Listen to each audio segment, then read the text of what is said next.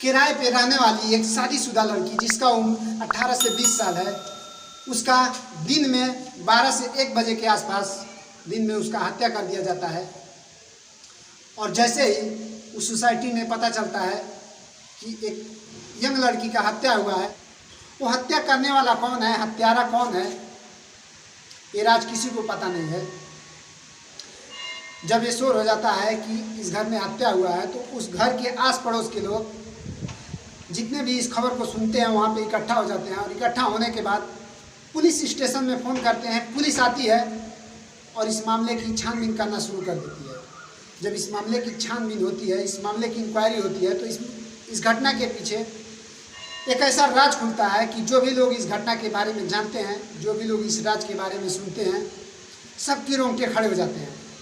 नमस्कार दोस्तों, मैं सत्येंद्र निषाद आपको जिस सच्ची घटना के बारे में बता रहा हूँ, ये सच्ची घटना है भारत के राज्य उत्तर प्रदेश की। उत्तर प्रदेश में एक जिला है गोरखपुर जिला में एक थाना है गुलहरिया थाना क्षेत्र की ये घटना है। गुलहरिया थाना क्षेत्र में रहने वाली संजना नाम की लड़की, जो कि राज चौहान से प्यार करती है और इसका प्यार अफेयर पिछले 4 सालों से बरकरार है। दोनों प्यार करते करते शादी करने का फैसला कर लेते हैं। और जैसे ही शादी करने का फैसला करते हैं तो संजना और राज के दोनों के घर वाले इसका विरोध करते हैं। विरोध करने के बाद जब परिवार का सपोर्ट नहीं मिलता है तो संजना और राज दोनों घर से भाग जाते हैं और भागकर कोर्ट मैरिज, लव मैरिज शादी कर लेते हैं। शादी करने के बाद दोनों गोरखपुर में 1 महीना रहते हैं और 1 महीने के बाद राज चौहान अपने घर पे लेकर जाता है। उसका घर है गुलहरिया थाना क्षेत्र में हरसेवकपुर नंबर 2 टोला। जैसे ही वो अपने पत्नी संजना के साथ अपने घर पहुंचता है तो उसके परिवार वाले, उसके माता पिता, जो भी उस घर के सदस्य हैं, कहने लगते हैं कि जब तक तुमको दहेज नहीं मिलेगा, जब तक संजना के माता पिता कुछ दहेज नहीं देंगे, तुमको इस घर में रहने का कोई अधिकार नहीं है। जब राज चौहान को उसके माता पिता इतना फटकार लगाते हैं तो राज चौहान वहाँ से वापस गोरखपुर की तरफ निकल लेता है। और गोरखपुर आने के बाद अपने ससुराल वालों की कॉलोनी में एक बगल में रूम लेता है और वहाँ पे दोनों संजना और राज रहने लगते हैं। राज और संजना अपने लव स्टोरी में, अपने प्रेम जीवन में काफ़ी खुश थे।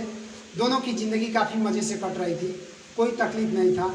दोनों आपस में बेशुमार प्यार करते थे। एक दिन राज अपने रोजी रोटी के लिए गोरखपुर सिटी में नौकरी करने के लिए जाता है, काम पे जाता है। दोपहर को लगभग 12 से 1 बजे के आसपास जिस रूम में राज और संजना रहते हैं, उस रूम का मालिक, मकान मालिक अपने घर को देखभाल करने के लिए आता है, घूमने के लिए आता है। तो देखता है कि राज जिस कमरे में रहता है उस कमरा का दरवाज़ा खुला है। और जब कमरे का दरवाज़ा खुला देखकर मकान मालिक संजना को आवाज़ लगाता है, लेकिन संजना अपने बिस्तर पे पड़ी है और उसके कानों तक मकान मालिक की आवाज़ नहीं जाती है। तो मकान मालिक को कुछ संदेह होता है तो वह राज को फ़ोन करता है और राज को फ़ोन करके कहता है कि तुम्हारी पत्नी को मैंने बहुत सारा आवाज़ दिया कि तुम्हारे रूम का दरवाज़ा क्यों खुला है, लेकिन हमारा आवाज़ एक भी उसके कानों तक नहीं गया। मुझे इसमें कुछ संदिग्ध नज़र आ रहा है।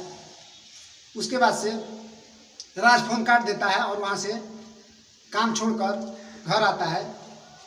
जब तक राज घर आता है उससे पहले उसके सास यानी कि रंजना के परिवार वाले जो बगल में रह रहे हैं, उससे पहले ही यहाँ पे आकर संजना की माँ कविता चौहान जैसे ही संजना के रूम पे आती है तो संजना को पकड़कर और बुलाने का कोशिश करती है, बात करने का कोशिश करती है। लेकिन संजना अपनी माँ की एक भी आवाज़ को नहीं सुनती है। संजना की माँ काफ़ी परेशान हो जाती है और उसके दिल के धड़कन को चेक करती है तो रुक चुका होता है। तो संजना की माँ को यह एहसास हो जाता है कि संजना अब इस दुनिया में नहीं है।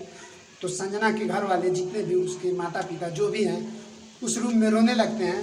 तब तक राज चौहान अपना ड्यूटी छोड़कर रूम पे आता है तो देखता है कि हमारी सास कविता चौहान और उसके सास ससुर जो भी हैं, संजना के माँ बाप भाई, सब लोग रो रहे हैं।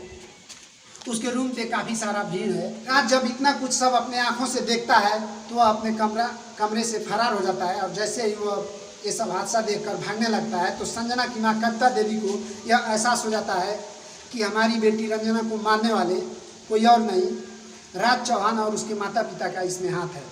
फिर संजना की माँ पुलिस स्टेशन में फ़ोन करती है और गुलहरिया पुलिस स्टेशन की टीम उस सोसाइटी में आती है और इस मामले की छानबीन करना शुरू कर देती है।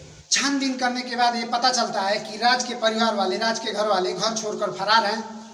गुलहरिया थाना के प्रभारी उमेश वाजपेयी ने बताया कि राज के पिता पप्पू चौहान और बड़ा भाई प्रिंस चौहान पे, राज समेत प्रिंस चौहान पे हत्या का मुकदमा दर्ज है।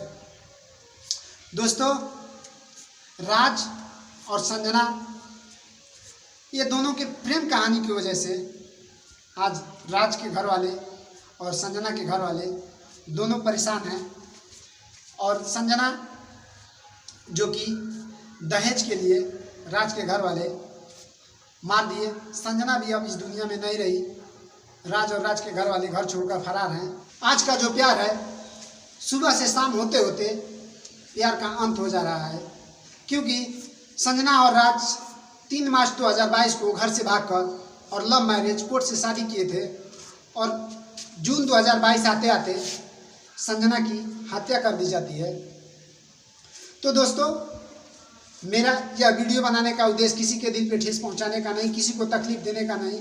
मेरा यह वीडियो बनाने का उद्देश्य है कि आप जहां भी रहें खुशहाल रहें, अपना और अपने परिवार का ख्याल रखें। मैं फिर मिलूंगा एक सच्ची और दिल दहला देने वाली घटना के साथ। तब तक के लिए मैं आपसे जुदा लेना चाहूँगा। जय हिंद।